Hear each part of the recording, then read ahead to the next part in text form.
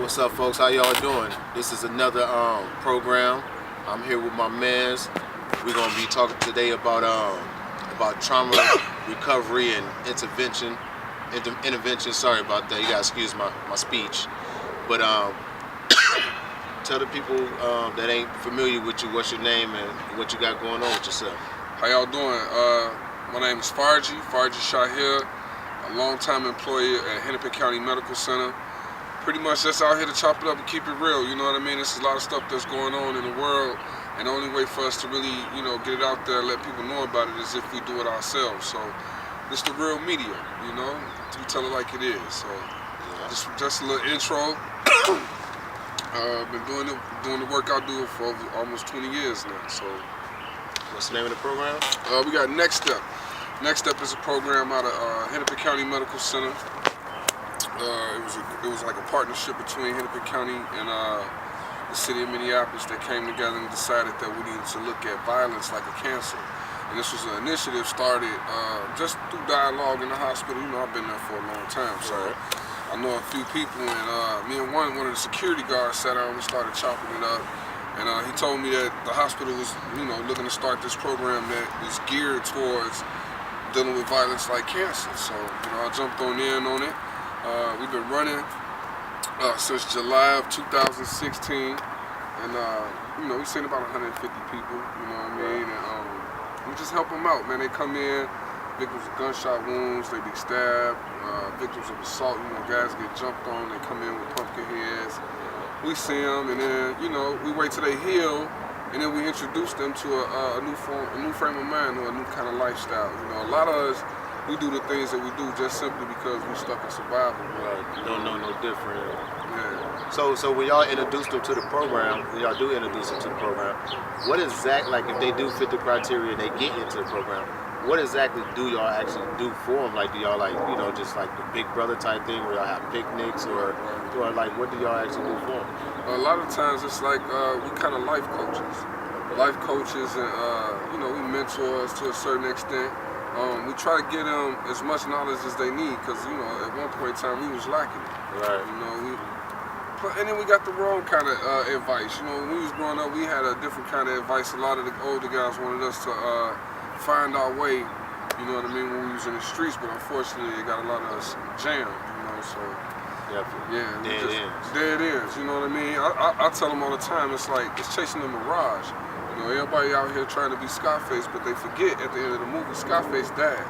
They want to forget that part. They you know what I mean? Scarface definitely died. Scarface died, man. No matter how big his house was, no matter how many cars, how many women, how much money was in there, like the end goal was death. You know what I mean? And they idolize that, and they run around here. Everybody want to be Scarface, and it's not worth it. It's a mirage, in my opinion, because.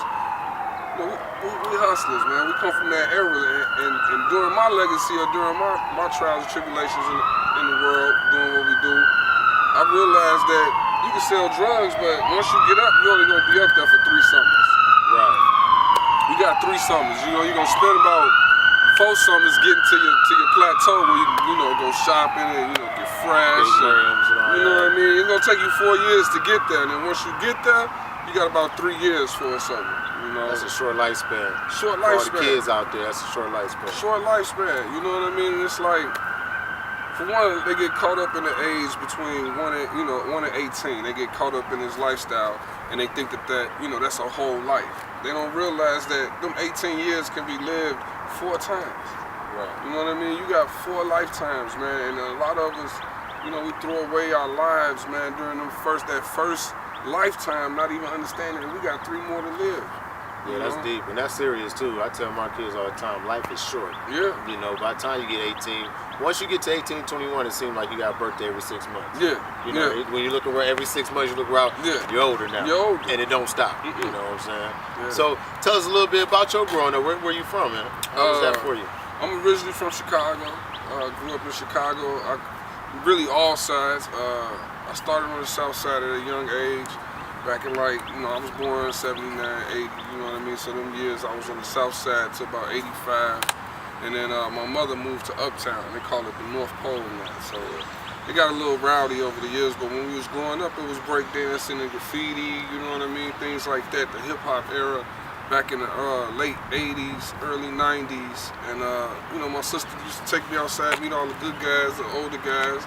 Then we hit the projects from the whole, 53rd and State, 43rd and Princeton, 71st and Lafayette, you know what I mean? Like, throughout the whole city, Holy City, Chicago, and Homeland. So I really represent Chicago. Like, some people be like, oh, you know, I'm from one side of Chicago, but I kind of look at it like I'm from the city, you know what I mean? And it was rough growing up, man. So do you actually, was you hands-on with hustling and did you get into the gangs and stuff? Yeah. I got involved at an early age. I think I was about 11 or 12 years old when I decided that was kind of like what I wanted to do. And at first I didn't know which way to go, so me and my brothers, we kind of formed our own crew. And we was the brothers, you know what I mean? We ended up getting about 60 deep.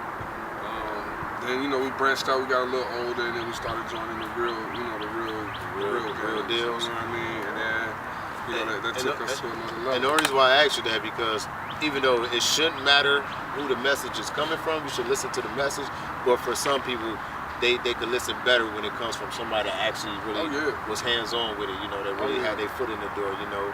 Like I said, shouldn't really take that. You should just really listen to the message. But I understand, you know, you don't want somebody talking about something they never been through. Right. You know, so what was the turning point in your life that made you want to, you know what I'm saying, go the opposite way? Man, in all honesty, I was on the wrong path, you know what I mean, from the time I was about 12 to the time I was about 17. You know what I mean? And I did a lot of dumb things. I hurt a lot of people. I, you know, did a lot of things that I really wasn't proud of. And then I ended up moving with my aunt. My aunt was, you know, a very vital person in my life. You know what I mean? She ended up, you know, being diagnosed with like schizophrenia. She was also HIV positive. And she also was strung out on some of the drugs that I was selling. You know what I mean? And like, just seeing her deteriorate kind of, you know, made me want to switch up. And then, you know, ultimately I ended up in a jam. I had to do like 6 months in Lincoln's Challenge program for some stuff that I was doing. It was like a boot camp out in Champaign, Illinois. I did them 6 months, and when I got out, I was like, I don't never want to be around another group of men. You know what I mean? That was my biggest thing. I didn't want to end up back where I had to do them 6 months, and that was a room full of guys. You know what I mean? We used to have to take showers in these big old shower rooms, and I was probably one of the only guys that used to, you know, wear my gym shorts and put my towels on because, you know, it's uncomfortable. So I made sure that I did everything possible when I got out to make sure I never went back. And that's when we first met. Okay, Back in what, like, man, that had to have been like 99, 2000. 2000 or so, yeah. And I remember when you got the job at the hospital. You got that job and never looked back. Never looked back, man. Hey, I'm proud of you on that. It was a blessing. It was a blessing in disguise because, you know, growing up, man, the guys we was growing up with, man, if you got a job, you was considered a lame. You know what I mean? Oh man, you lame, you going to work, blah, blah, blah, man, you don't need no job. But it was like, the job is what kept me out of trouble. And then most of the guys wouldn't even be awake. You know what I mean? By the time I got off work, I'm getting off work at 2:30, 3 o'clock, and they still waking up. You know what I mean? So I just stuck with it, man. And then by the grace of God, I ran into the right kind of people, man. And they took some of the energy that I have and put it into this Next Step program. And now we're dealing with violence. Okay. Well, so you want to get the people, where can they reach you at if they wanted to get it, you know, if they wanted to get more in tune with the program? How can they reach you? No doubt. Well, again, my name is Farji Shahir. So, you know, if you want to catch up with me or kind of see what I go through on a day-to-day basis, Facebook is always the place. It's one of the rawest places where I kind of just give the world my real life. Sometimes I go live with the things that I do in the community. There's always information posted in regards to events that are coming up that's surrounding the community, fundraising events. So Facebook is one way to look me up, Farji Shahir.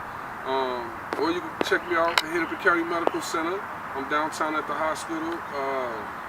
Farji.Shahir at hcmed.org. How do you spell that for people to know your name? Oh yeah, it's Farji Shahir, Shaheer.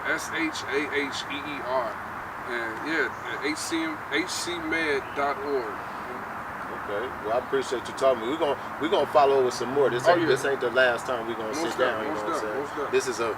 This is a life-term process. You know, this ain't this is a marathon. This ain't a sprint. So appreciate you sitting down with me, brother. Taking out your time on this beautiful Saturday. Man, hey, we from this out here. You dig? You know, if you know this man, then you know where he from, and this man know me, so he know where I'm from.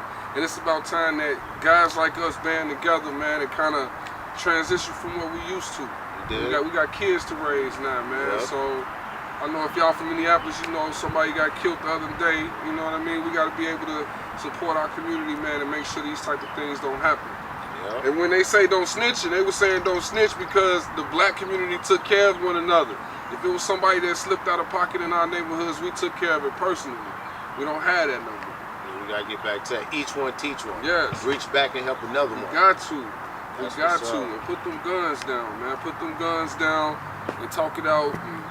Before I leave, I'm gonna say one thing, man. When you move through the world, you move with 85% intellect and 15% emotion. That means you're entitled to get mad, but when you get mad, think about the things that you're mad about before you make the mistakes that can put you in a jam, or when your anger puts you in danger. So that's pretty much, you know. Well, once again, I appreciate you sitting down with me, brother. Like I said, we're going to do this again. This ain't the last time, you know. No doubt, no doubt. And I appreciate the work that you're doing, man. And like I said, I'm proud of you. When you got that job at the hospital, you ain't looked back, man. You know what I'm saying? That's what's up, man. How long you been down there, you said? I've been down there 18 years now. 18 years, 18 man. years, Hey, man. that's a testimony. For y'all kids that don't understand, get a job, work hard. Yes. And, you know, at the end of the day, you will reap your benefits. Yes, Trust indeed. me. And you'll have the fancy cars and the big rims that the hustlers be trying to get but go to jail for it. You can get legit. Yes. And keep it. And keep it. You did. Yes, indeed. All right, man. We signing out, man. Thanks for coming. Much love.